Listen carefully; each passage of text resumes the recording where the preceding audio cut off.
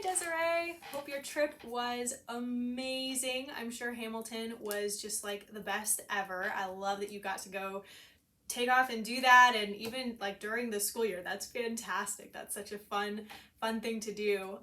So I hope you had a great time, and I'm sure it was amazing. All of your videos that you sent me are looking really good for this week. I think there may be one or two things where we maybe had just forgotten it from the last lesson video, so I'm just going to review those again for you today. It's mostly just focusing on a couple places with rhythm. For the most part, everything is looking great. So we've made some really good progress. There's always going to be things that show up, you know, that are a little bit of a struggle or just don't come or click quite as easily as the rest of it. So, I mean, the great news is your internal pulse and your reading of all of your notes and your physical technique are all super, super strong. So yeah, it's just, I think, redoing a couple of those rhythms, which of course when you can hear it and like see an example, that becomes a lot easier. So I think that should all take care of itself pretty quickly. So for theory, I didn't get any pictures on that for this week. It's okay if you didn't have a chance to get that finished. We'll continue with what we had from the last lesson video. So we were finishing up page 22 and then also looking at page 23. And I know you already had really done most of page 22. So there were a couple things we were going to take a look at there on the bottom examples. And if you've forgotten or if you haven't had a chance to go through that yet, again, I would just check back on the last lesson video so that you can see exactly which places I wanted you to take another look at. And then I think we just had the very bottom example on page 22 to take a look at and finish. And then page 23 is just a crossword puzzle. So you'll get to match kind of the symbols to the names, and that will give you your clues to fill in the crossword puzzle. So should be pretty straightforward, shouldn't be too much that you have trouble with. If you do run into something that you're not sure about, then you can just leave it alone, finish the rest of the page, and come back to it, and that should help you out a little bit. All right. So arpeggios are off to a fantastic start. I mean, a lot of them too. You're just kind of zooming through a couple of notes at a time, and your fingering looks wonderful. So that's looking really good. We actually did 3 octaves instead of 4, which I know is like one of the really confusing and tricky things about practicing this, is it just feels like it takes forever to do an entire 4 octaves. But remember, that means that you'll actually cover a total of 5 different A's for each hand. So, which again, it seems weird if you're doing 4 octaves, each hand needs to cover 5 A's. But what I want you to actually work on more this week is taking your time a little bit with spacing out all of the notes. We're gonna kind of focus, similar like what we do with the Hanon, on having everything really evenly spaced. So that way, oh, my keyboard shut off. That way we don't end up with more of, you know, fast, fast, fast, pause, pause, pause, pause, fast, fast, fast, fast, fast, pause, pause, pause. Kind of this ebb and flow of how things kind of move. We don't want it to feel choppy, we want it to feel really smooth. And the best way to do that is to just slow down your tempo overall a little bit, so that way you have the space to think through those tougher sections where you do need a second to figure out where you're going next, without feeling like we're rushing through the sections that you don't have to think about as much and that you can do really well. So again, don't model the height of your keyboard off of what I have here. This is not primarily where I practice, so the height is not set up correctly. But I do want to show you what that full 4 octaves will look like. Let's see if you can, oh yeah, the low end's fine. Let's see. 1, 2, 3, 4, so I have to go all the way up to here. Okay, so it's going to cut off my right hand a little bit. That's okay, if it cuts off my head, that's fine. All right, so here's what your full 4 octaves would look like.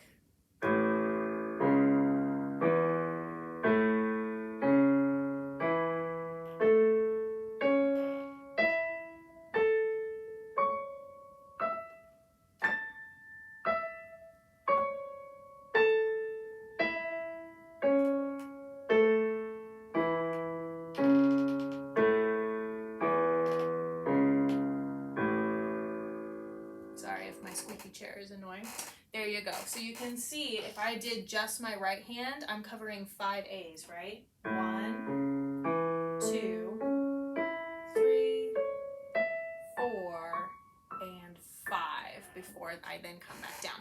So that's kind of a good way to check it. If you want to just count the A's as you go, that's perfectly fine. Or if you can kind of remember where you're going to start compared to where you're going to end.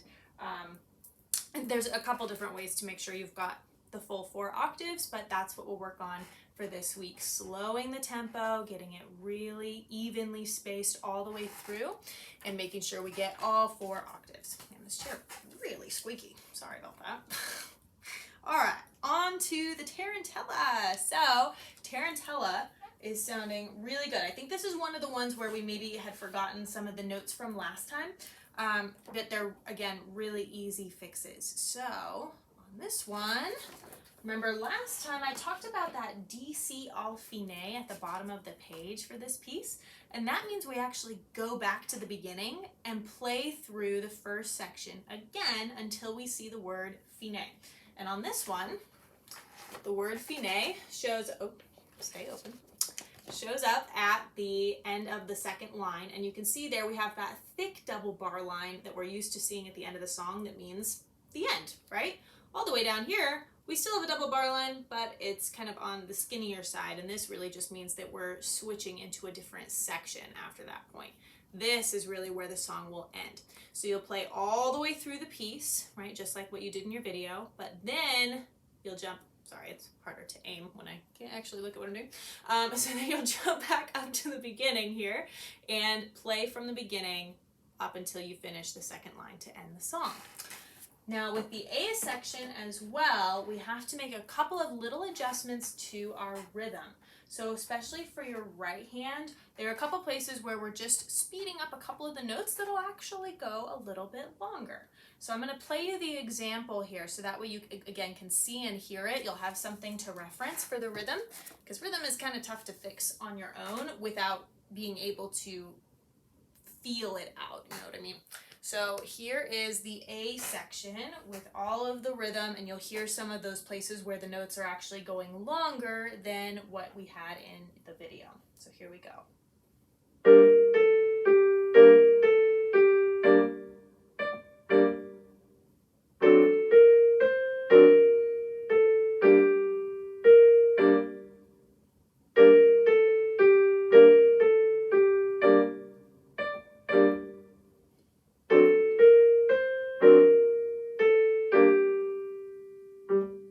Right, so there's a couple of those quarter notes, or I think even well, no, that's more at the end. Yeah, it's really just quarter notes, but sometimes we also have a rest showing up at the end of a measure, right? Those little eighth rests that look like just a little hook thing.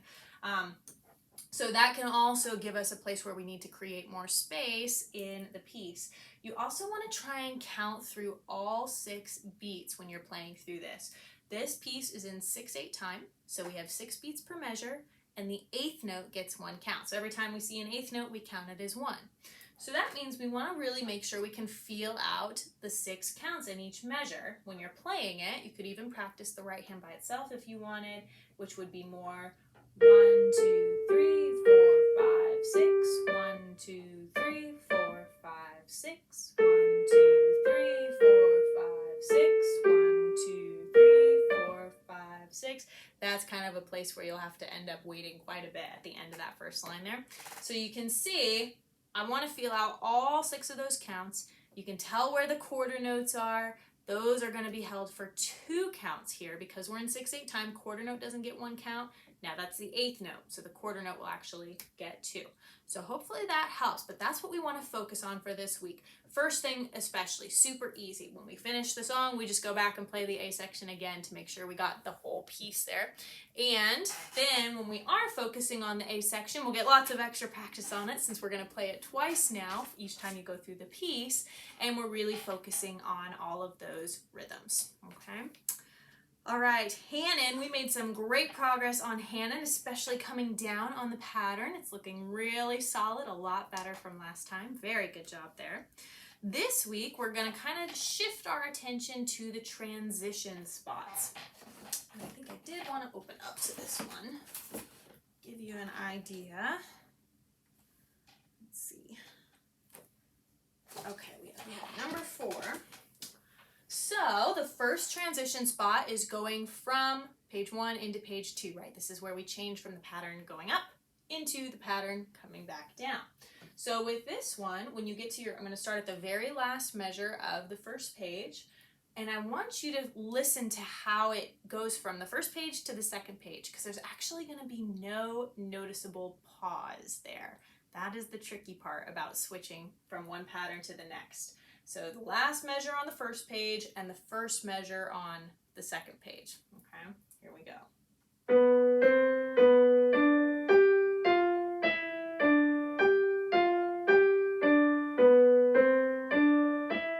You can see it goes right from one into the next. Now the good news is your hands really don't have to move, right? Your setup is basically the same from the last measure of page 1 to the first measure of page 2. So your hands are already where they need to be. You just have to be ready for that pattern to change and knowing where to look so that you're ready for it without needing to pause in between the two pages, okay?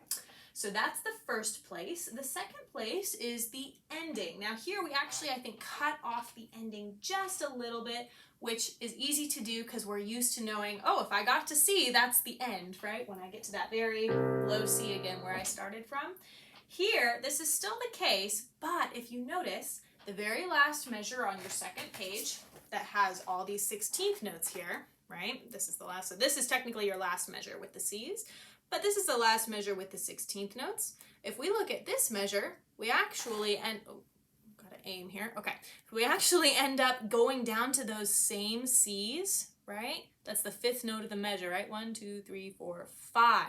There's our C, but we still have some more notes in order to finish that measure before we jump back down to the half note C's to end the exercise. So if I start at that same spot, the last measure of 16th notes that I just pointed to on page 2, this is what we should have for the ending.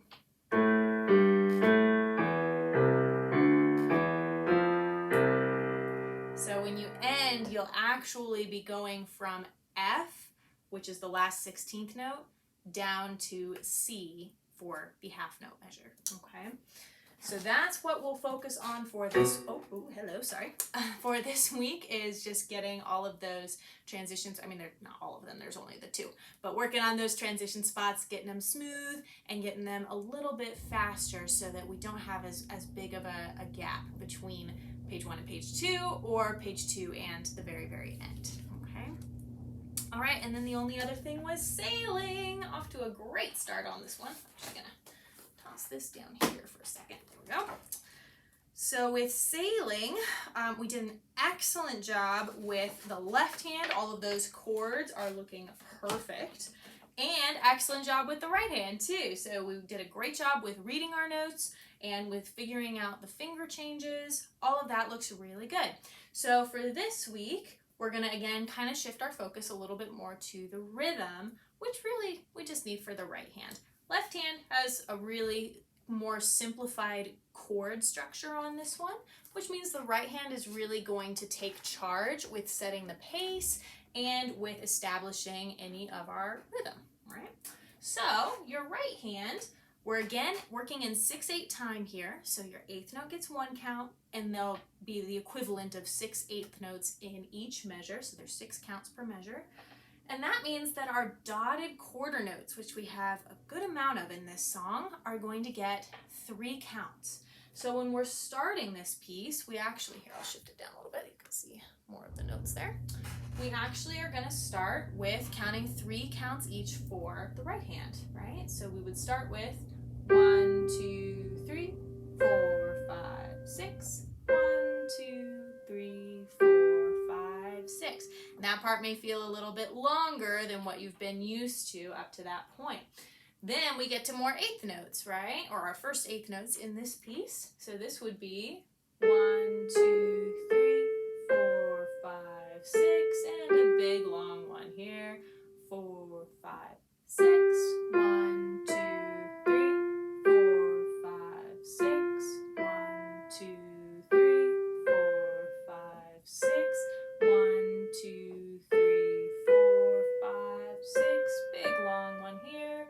3, 4, 5, and then the 8th rest, okay?